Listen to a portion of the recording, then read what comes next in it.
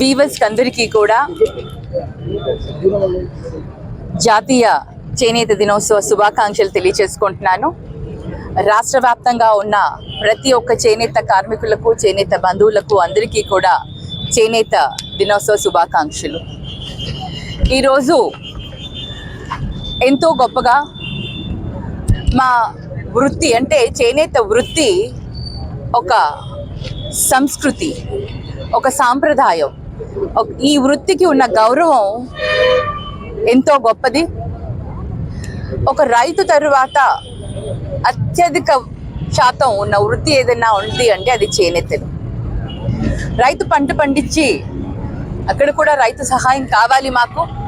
రైతు పంట పండించి పత్తి మా చేతికి అందిస్తే ఆ పత్తిని నూలు పోగుగా చేసి, ఆ నూలు పోగుని వస్త్రంగా మార్చి ప్రతి ఒక్కరికి కూడా వస్త్రం అందించి, వస్త్రం ద్వారా ఒక అందమైన ఆకర్షణే కాకుండా ప్రతి ఒక్కరి ప్రాణాలను కూడా అంటే మానాలను కూడా కాపాడే ఒక వృత్తిని చేస్తున్నందుకు మేము చాలా గర్వపడుతున్నాము.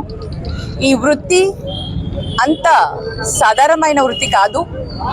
ఎంతో నైపుణ్యంతో, ఎంతో ఓపిక, సహనం, ఆ నైపుణ్యం ఉంటేనే ఈ వృత్తి చేయగలుగుతారు.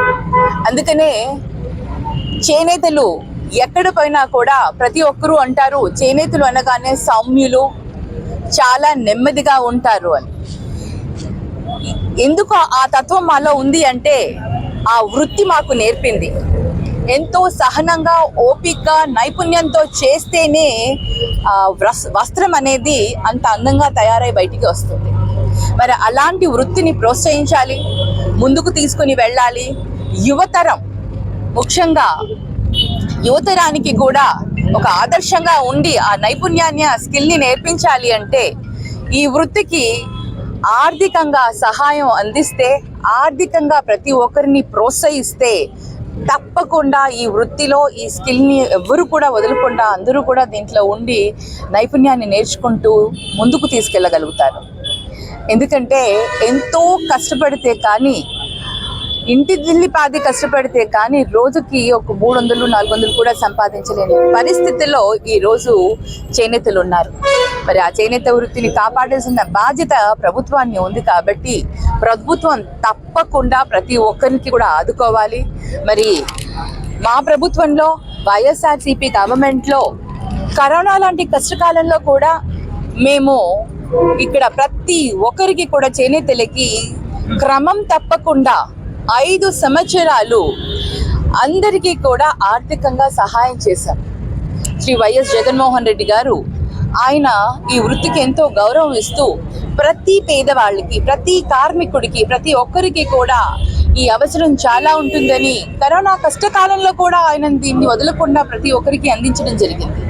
మరి ఇప్పుడు ప్రభుత్వం ఎంత దారుణంగా అంటే ఎలక్షన్లో వచ్చేంత వరకు ప్రామిస్ చేశారు, మీకు 25,000 ఇస్తాము, 2 సంవత్సరాలు ఎగ్గొట్టేయడం జరిగింది.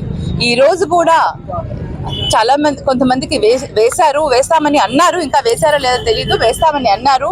కానీ ఆ వేసే వాళ్ళని కూడా చాలా మంది చాలా నంబర్ కుదించేసి, వైఎస్ఆర్సీపీ గవర్నమెంట్లో ఉన్న అప్పుడు ఎంతమందికి అయితే ఇచ్చేవాళ్ళో వాళ్ళలో చాలా మటుకు వాళ్ళందరినీ కుదించి మరి కేవలం రాజకీయం కోసమే ఈరోజు అరాకొరా చేస్తూ ఉన్నారు అంటే నిజంగా చాలా బాధేస్తుంది. ప్రభుత్వాలు ప్రతి ఒక్కరిని కూడా ఆదుకోవాల్సిన బాధ్యత ఉంది.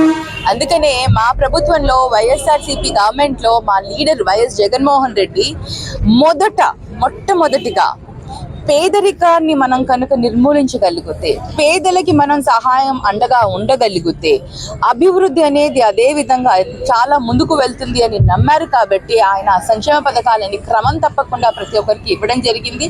అదేవిధంగా ప్రతి పేదవాడు కూడా అభివృద్ధిగా ముందులోకి వెళ్ళగలిగారు అంటే ఆయన చేసిన ఆ సహాయము, ఆ సంక్షేమ పథకాలు. ఈరోజు మనం రాష్ట్రం అప్పుల్లో ఉంది. అప్పుల్లో ఉన్నప్పుడు మన రాష్ట్ర ప్రజలను కాపాడుకోవాలి అంటే రాష్ట్ర ప్రజలకి మనం పేదవారికి బడుగు బలహీన వర్గాల వారికి ఏ విధంగా సహాయం చేస్తామని ఆలోచించాలి. కానీ అది కాకుండా అమరావతి అక్కడనే మనం అభివృద్ధి చేస్తే మన రాష్ట్రం అభివృద్ధి చెందుతుంది అంటే అది జరుగుతుంది, జరిగేది నెమ్మదిగా జరుగుతూ పోతుంది. అభివృద్ధి అనేది రాష్ట్రం క్యాపిటల్ అనేది జరుగుతుంది. కానీ అంత లోపల ఎవరైతే అర్హులు ఉన్నారో, ఎవరైతే పేదలు ఉన్నారో వాళ్ళకి మీరు ప్రామిస్ చేసినట్టు మీరు ఆ సూపర్ 6 హామీలను నిలబెట్టుకోండి.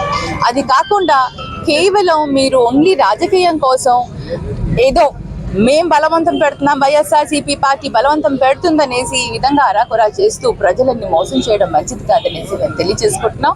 అంతేకాకుండా చేనేతల్ని ముఖ్యంగా గుర్తించి వారందరికీ కూడా ఆ 2 సంవత్సరాలు కూడా ఏదైతే పెండింగ్లో ఉందో వాళ్ళందరికీ కూడా అది కూడా ఆ డబ్బు కూడా అందిస్తే వారికి మంచి సహాయం చేసిన వాళ్ళం అవుతాం. అంతేకాకుండా చేనేతకి అంటే వస్త్రం తయారు చేసే మగ్గం మీద చేసే వాళ్ళకే కాకుండా మగ్గం మీద చేసే వాళ్ళకి అనుబంధంగా ఉన్న రాట్నాలు తిప్పే వాళ్ళు కానివ్వండి, రంగులు అద్దే వాళ్ళు కానివ్వండి, వీళ్ళందరికీ కూడా వాళ్ళు కూడా చాలా చిన్న కుటుంబాలు, వాళ్ళందరికీ కూడా ఆర్థిక సహాయం చేయాలని నేను ప్రభుత్వాన్ని కోరుతున్నాను, డిమాండ్ చేస్తున్నాను. Thank you.